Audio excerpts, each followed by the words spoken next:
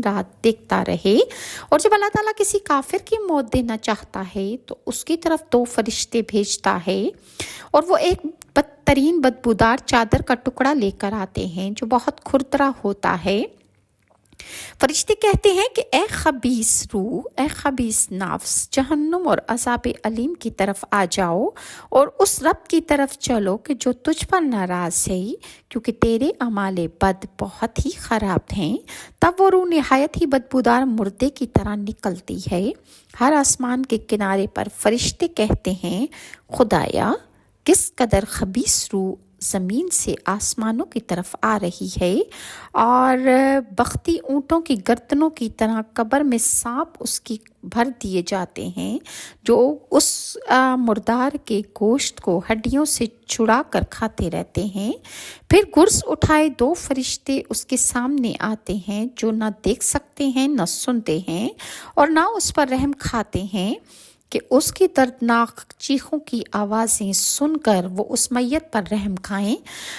وہ فرشتے گرزوں سے اس کو اس قدر مارتے ہیں، پھر جہنم کا ایک دروازہ اس کی قبر میں کھول دیا جاتا ہے تاکہ وہ جہنم میں اپنے مقام کو دیکھ سکے کہ جہاں پر اس کو ٹھہرنا ہوگا، اور وہ صبح شام اپنی اس قیامگاہ کو جہنم میں دیکھتا ہے۔ جہنم کے عذاب کی سختی دیکھ کر وہ اللہ تعالیٰ سے سوال کرے گا کہ مجھے اسی قبر میں رہنے دے تاکہ میں اس عذاب شدید کو نہ چکھوں، اور عذاب قبر جاری رہتا ہے۔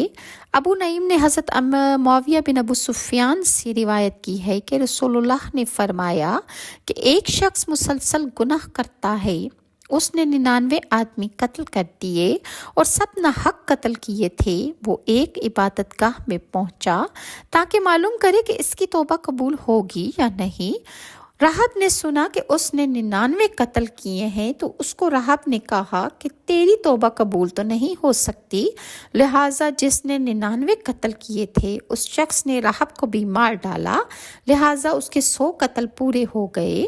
پھر دوسرے راہب کے پاس وہ گیا اور اسے بھی یہی سوال کیا۔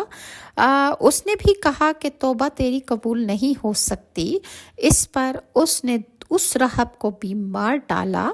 پھر اس کے بعد وہ شخص تیسرے راہب کے پاس گیا اور اس سے بھی وہی سوال کیا کہ اگر میں اللہ تعالیٰ سے توبہ کر لوں کہ میں نے اتنے قتل کیے ہیں تو کیا مجھے اللہ تعالیٰ سے معافی مل جائے گی؟